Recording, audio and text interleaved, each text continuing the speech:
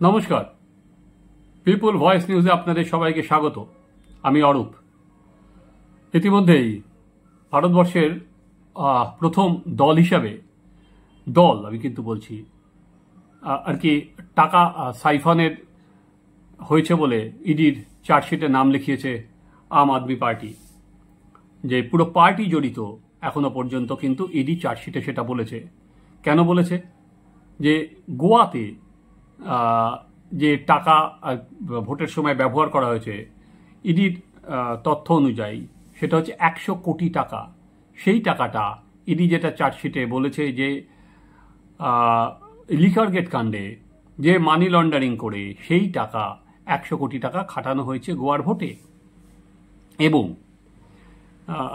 সেখানে অরবিন্দ কেজরিওয়াল মূল কিংপিন ছিল। দুদিন আগে সিবিআইয়ের আইনজীবী আদালতে যে কথাটা বলেছেন সেখানেও বলা হয়েছে যে 44 কোটি টাকায় নাকি তারা অলরেডি মানি ট্রেল বার করতে পেরেছেন। না, আমার এই আজকের যে প্রতিবেদন সেটা কিন্তু আম আদমি পার্টিকে নিয়ে নয়। আমার আজকের প্রতিবেদন সিপিএমকে নিয়ে। হ্যাঁ, সিপিএমকে নিয়ে। আপ যে পথে ধরেছে বা যে পথে প্রথমে আপ গেছে আর কি, পুরো পার্টিকে শুদ্ধ দায়বদ্ধ করে দিয়েছে টাকা পাওয়ার ক্ষেত্রে, সেই লিস্টে এবার নাম উঠতে চলেছে সিপিএমের। হ্যাঁ, ঠিকই বলেছেন, সিপিএমের।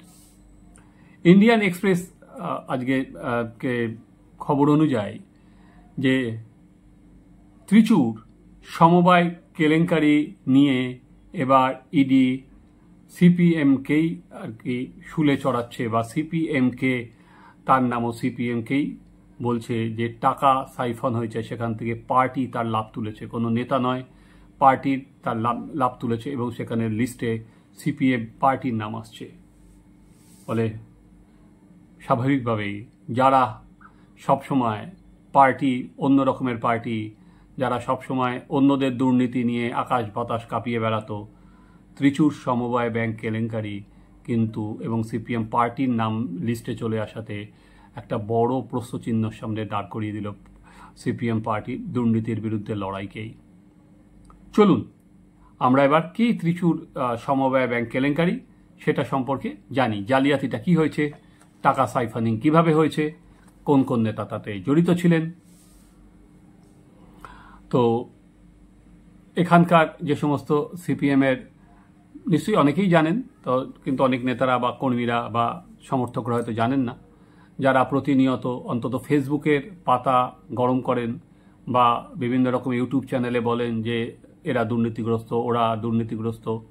ফলে তারাও বরঞ্চ একবার ত্রিচুরের সমবায় ব্যাংকের কি কেলেঙ্কারি সেটার দিকে একবার চোখ বুলিয়ে নিতে পারেন। এখনো পর্যন্ত যেটা হয়েছে এই সমবায় ব্যাংক কেলেঙ্কারিতে, যেটা বলা হচ্ছে 300 কোটি টাকা সাইফন হয়েছে অ্যাজ পার ইডি। এই যে 300 কোটি টাকা যে সাইফন হলো, সেখানে মোট 18টা কেস হয়েছে। এখনো পর্যন্ত গ্রেপ্তার হয়েছেন ওখানকার যারা গভর্নিং বডির মেম্বার আছে 11 জন, এবং স্টাফ আছেন 6 জন। তার মানে 18টা কেস, গ্রেপ্তার হচ্ছে 11 আর 6। ঠিক আছে। এবার ইডির বক্তব্য অনুযায়ী যেটা বলছে সেটা হচ্ছে যে এই যে সমবায় ব্যাংক তারা বেনামে লোন দিয়েছে, এবং সেখানে যিনি ফরমার মিনিস্টার ছিলেন একে মঈদিন, তিনি 2023 সালে ইডি তার বাড়িতে তল্লাশিও চালায়। মঈদিন মন্ত্রী ছিলেন 2016 থেকে 21, এবং তিনি মঈদিন এখানে অন্যতম আর কি যুক্ত বলে ইডির ধারণা, তার কারণ তাকে জিজ্ঞাসাবাদ করা হয়েছে। তিনি যেহেতু মন্ত্রী ছিলেন, শুধু মন্ত্রীই ছিলেন না, মন্ত্রী থাকার আগে তিনি কিন্তু ত্রিচুরের পার্টির সেক্রেটারি ছিলেন, ত্রিচুর ডিস্ট্রিক্ট পার্টির সেক্রেটারি ছিলেন। ফলে বোঝাই যাচ্ছে যে খুবই গুরুত্বপূর্ণ নেতা পার্টিতে, পার্টির সেক্রেটারি মানে তিনি রাজ্য কমিটির মেম্বারও, ফলে খুবই গুরুত্বপূর্ণ নেতা তিনি। কিন্তু তার বাড়ি অলরেডি রেড হয়েছে, এবং সেখানে তার আর কি টাকা পয়সা সেখানে সাইফন কিভাবে হয়েছে সেটা ইডির নজরদারিতে আছে। প্রায় 12,000 আমানতকারীর টাকা ওই সমবায় ব্যাংকে ছিল ত্রিচুরের, এবং ইতিমধ্যেই প্রচুর লোক যারা এই সমবায় ব্যাংকে টাকা রেখেছিলেন তারা কিন্তু আত্মহত্যা করেছেন। অনেকটা আমাদের আপনাদের মিলে যাচ্ছে যে এখানে যখন চিটফান্ড কেলেঙ্কারি হয়েছিল, রোজ ভ্যালি, সারদা, ঠিকই না, তাদের সঙ্গে মিলে যাচ্ছে যে এখানে আমরা তখন দেখেছিলাম হাহাকার, সেই ব্যাংক জালিয়াতি, চিটফান্ড জালিয়াতি, সেখানে হাজারে হাজারে মানুষের মিছিল এখন, এবং আত্মহত্যা, একদিকে এজেন্টদের আত্মহত্যা, একবার যারা টাকা রেখেছে তারা আত্মহত্যা করছে। এখন কিন্তু ত্রিচুরেও বলা হচ্ছে এই একইভাবে আত্মহত্যা করেছে যারা টাকাটা ওখানে রেখেছে।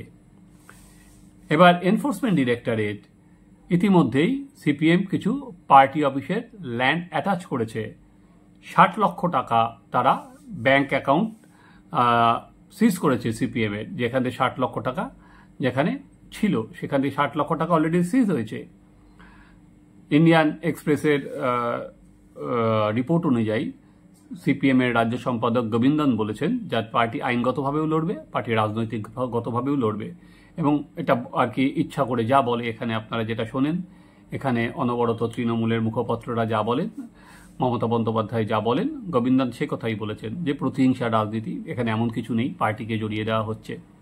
এই কথাগুলো তো স্বাভাবিক, তাদের যারা ইডি বা সিবিআই তদন্তের সম্মুখীন হচ্ছেন তারাই এ কথা বলেন। কিন্তু সিপিএম এর চিন্তার কারণ কিন্তু মারাত্মক। কেন বলছি?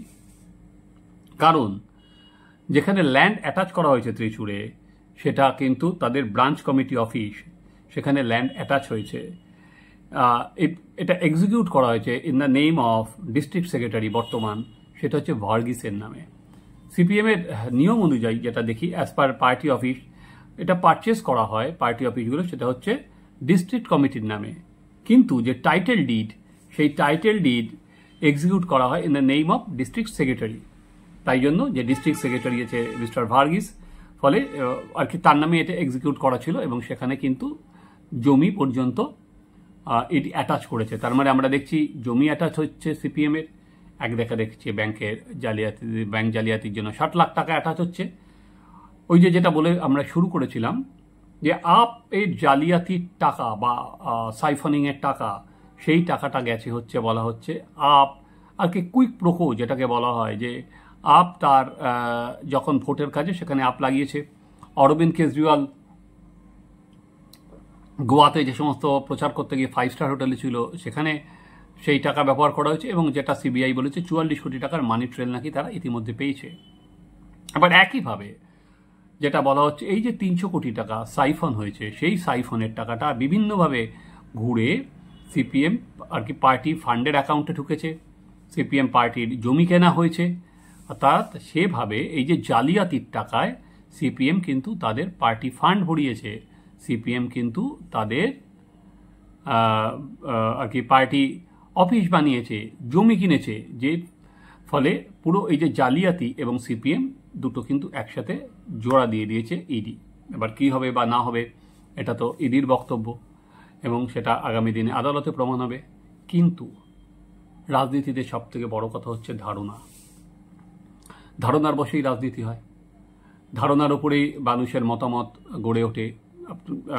কত রাজনীতিতে আমরা দেখেছি তদন্ত হোক চাই না হোক, রায় বেরোক চাই না হোক, পুরো গদি পাল্টে গেছে। যেমন গলি গলি মে চোর হ্যায়, রাজীব গান্ধী চোর হ্যায়, কোথায় রাজীব গান্ধী চোর, কিছুই হলো না, অথচ রাজীব গান্ধী হেরে গেল বোফোর্স কেলেঙ্কারির দায় মাথায় নিয়ে।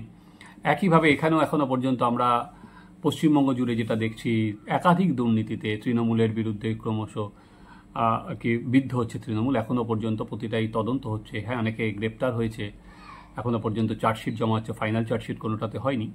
তো একইভাবে আমি কেন এই কথাগুলো বলছি, কারণ সিপিএমের এখানে প্রথম, দ্বিতীয়, তৃতীয় থেকে শুরু করে সব সারির নেতারাই যেটা গলা ফাটিয়ে আর কি দাবি করেন, দাবি তো বলি, সেটা হচ্ছে পার্টি ডিফারেন্স। দেখো এরা সব দুর্নীতিগ্রস্ত, আর এটা মেহনতি মানুষের পার্টি। সেখানে দাঁড়িয়ে তাদের পার্টির এখনও তাদের পয়সা নেই। যেমন এখানেই সিপিএম প্রচার করেছে কিছুদিন আগে, আমরা জানি সেটা সিপিএম রাজ্য সম্পাদক পর্যন্ত বলেছে যে তারা নাকি হেলিকপ্টারের সঙ্গে তাদের আর কি টোটো, বিজেপি আর তৃণমূল প্রচার করলো হেলিকপ্টারে, আর তাদের ভরসা হচ্ছে টোটো। তারা পার্টিকে সমাজ মাধ্যমে বলেছে পার্টি ফান্ডে টাকা নেই, আমাদের সাহায্য করুন, খুব ভালো। অর্থাৎ তাদের পার্টি টানতে পারছে না। কিন্তু এই ছবি তো কেরলে দেখতে পাচ্ছি না। কেরলে তো আমরা দেখতে পাচ্ছি প্রায় 300 কোটি টাকা সাইফান হয়েছে খালি একটা থেকে। এবার আপনাদের আর একটা বিষয়ে মনে করিয়ে দিই যে এখানে তো সব হাম সাথ সাথ হ্যায় যে চলছে। এখানে দাঁড়িয়ে কংগ্রেস আর সিপিএম সব থেকে বড় বন্ধু ইতিমধ্যে এখানে রাজনীতিগতভাবে। কিন্তু কেরলে কিন্তু কংগ্রেস 1 ইঞ্চি জমি ছাড়তে নারাজ সিপিএমকে। অলরেডি কংগ্রেস খুব ভালো ফল করেছে হচ্ছে লোকসভায়, এবং তারপরে দাঁড়িয়ে সিপিএমের গোদের ওপর বিষ ফোড়া হয়েছে। ওখানে কিন্তু বিজেপি একটা আসন নিয়ে বেরিয়ে গেছে এবং সিপিএম প্রায় 10% ভোট কমে গেছে। ফলে বলতে পারেন সিপিএমের আতঙ্ক বহু বহু বহু গুণ বেড়ে গেছে। একদিকে ভোটের শতাংশ কমছে, একদিকে বিজেপি ঢুকছে, আর একটা স্টেটে কোনো মতে ক্রমে টিকে আছে বাম, অন্যদিকে সিপিএম ত্রিপুরা এবং পশ্চিমবঙ্গ থেকে তো হাওয়া হয়ে গেছে। কবে আসবে কেউ জানে না, নিজেরাও জানে না। তো সেখানে যে কেরালায় টিম টিম করে সলতেটা জ্বলছে, সেই সলতেটাও কি নিবু নিবু? কারণ আমি কেন বলছি, কারণ এই যে ত্রিচুর সমবায় ব্যাংক কেলেঙ্কারি, সেটা কিন্তু বহুদূর যাবে। সেটা এই যে বলেছি আর কি, কেঁচো খুঁড়তে গিয়ে কেউটে বেরিয়ে যায় নাকি কেউ জানে না। কারণ অলরেডি কিন্তু পুরো পার্টিকে স্ক্যানারে নিয়ে আসা হয়েছে সেখানে, এবং সেখানে পার্টির নামও সেখানে লিস্টেড হয়ে যাচ্ছে ইন্ডিয়ান এক্সপ্রেসের রিপোর্ট অনুযায়ী। কি হতে পারে পরবর্তীকালে? কারণ সিপিএম পার্টি যদি লাভবান হয়, এখনো পর্যন্ত আমরা দেখতে পাচ্ছি জেলা সম্পাদকদের ডাকা হচ্ছে, এরপরে পার্টির রাজ্য সম্পাদকদের দিকে হাতুড় তুলতে পারে। ইতিমধ্যেই ওখানকার যিনি মুখ্যমন্ত্রী আছেন পিনারাই বিজয়ন, তার বিরুদ্ধে, তার পরিবারের বিরুদ্ধে একাধিক অভিযোগ উঠেছে সোনা পাচারের। অলরেডি সেটারও তদন্ত হচ্ছে। তো ফলে একদিকে সোনা পাচারের তদন্ত, তার উপরে আবার যুক্ত হলো সমবায় ব্যাংক কেলেঙ্কারি। অথচ সিপিএমের ওখানে সংগঠন বাড়ানোর ক্ষেত্রে অন্যতম হাতিয়ার ছিল কিন্তু সমবায় ব্যাংক। এই সমবায় ব্যাংকে যে ক্ষুদ্র ক্ষুদ্র ঋণ দেওয়া, তার সাহায্যেই কিন্তু সিপিএম ওখানে গরিব মানুষদের আস্থা অর্জন করেছিল। এখানে যেমন দেখেছেন ল্যান্ড রিফর্ম হয়ে সিপিএম গ্রামে গঞ্জে ঢুকে গিয়েছিল, ওখানেও কিন্তু তাই। এই সমবায় ব্যাংক আন্দোলন করে সিপিএম কিন্তু গ্রামে গঞ্জে ঢুকে যায়, কিন্তু হঠাৎ করেই 300 কোটি টাকার জালিয়াতি। দেখার জল কত দূর গড়ায় সে নিশ্চয়ই আমরা দেখব। কিন্তু জল তো শুধুমাত্র কেরলে গড়াবে না, ওখানকার জল তো চুয়ে চুয়ে এখানেও আসবে। কারণ যে আর কি পার্টির তরুণ নেতারা, তর্কবাগীশ নেতারা রোজ বিভিন্ন স্টুডিওয় আলো করে গিয়ে বলেন বিভিন্ন নেতাদের দুর্নীতির কথা, সেখানে তো একবার সবসময় ত্রিচুরের সমবায় ব্যাংকের কেলেঙ্কারির কথা আসবেই। এবং সেখানে পার্টিকে যেহেতু নামটা জড়িয়ে গেল, কোনো দল, কোনো নেতা নয়। নেতা হলে যেমন এখানে পার্থ চ্যাটার্জির বান্ধবীর বাড়িতে 51 কোটি টাকা পাওয়া গেল, কিন্তু সেটা তো তৃণমূল অনায়াসে ছেড়ে দিল যে এটা তো আমাদের কোনো বিষয় নয়। পার্থ চ্যাটার্জি নাকি 51 কোটি টাকা করেছিলেন। একইভাবে যার বিরুদ্ধে হয় তার নামে ঘাড়ে চাপিয়ে দিচ্ছে, দলের তার সঙ্গে একটা দূরত্ব রাখছে। এখানে দল দূরত্ব রাখবে কি করে? আজকে আম আদমি পার্টি যেমন দূরত্ব রাখতে পারছে না, প্রথমত তো মুখ্যমন্ত্রী জেলে, কিন্তু এন্টার দলকেই জড়িয়ে দিয়েছে যে এখানে কুইক প্রকোতে লাভ হয়েছে দলের, সেটা চার্জশিটে দলের নাম দেওয়া হয়েছে।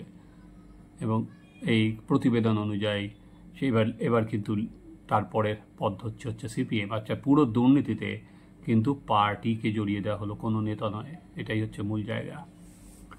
জানা নেই আগামী দিন ইডির ফাঁস আরও কতটা তীব্র হবে, আরও কতটা চেপে বসবে। কারণ ওই যে বললাম সোনা পাচার নিয়ে ইতিমধ্যেই তদন্ত হচ্ছে।